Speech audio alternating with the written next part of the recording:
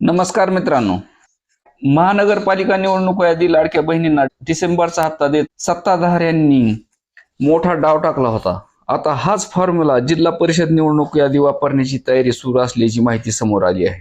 महापालिका निवडणुकीप्रमाणेच आता झेडपी निवडणूक यादी थेट लाभार्थ्याच्या खात्यात पैसे जमा करण्याचा निर्णय सरकारकडून घेतला जाणार असल्याचे सांगितले जात आहे.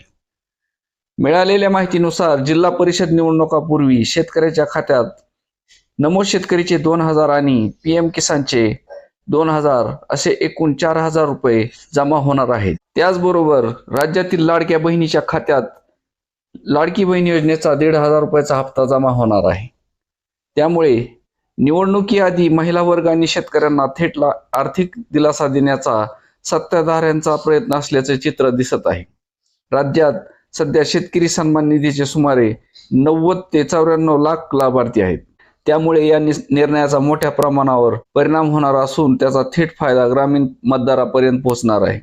निवडणूक यादी जाहीर होणाऱ्या या आर्थिक मदतीमागे राजकीय उद्देश असल्याचा आरोप विरोधकांकडून होण्याची शक्यता आहे, तर सत्ताधारी पक्षाकडून हे निर्णय सर्वसामान्यांच्या हिताचे असल्याचे सांगितले जात आहे.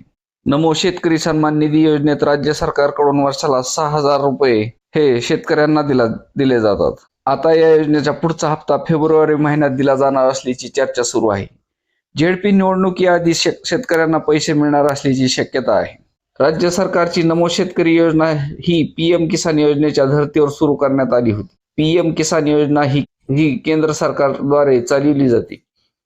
या योजनेत ही शेतकऱ्यांना 6,000 रुपये दिले जातात. या योजनेत आतापर्यंत 21 हप्ते देण्यात आले आहेत. 22वा हप्ता लवकरच दिला जाणार आहे. हा हप्ता देखील पुढच्या महिन्यात दिला जाण्याची शक्यता निर्माण झाली आहे. दर 4 महिन्यांनी या दोन्ही योजनेचा हप्ता जमा करण्यात येतो. पीएम किसानचा शेवटचा हप्ता नोव्हेंबर महिन्यात जमा झाला होता. त्यानंतर फेब्रुवारीत पुढचा हप्ता येईल.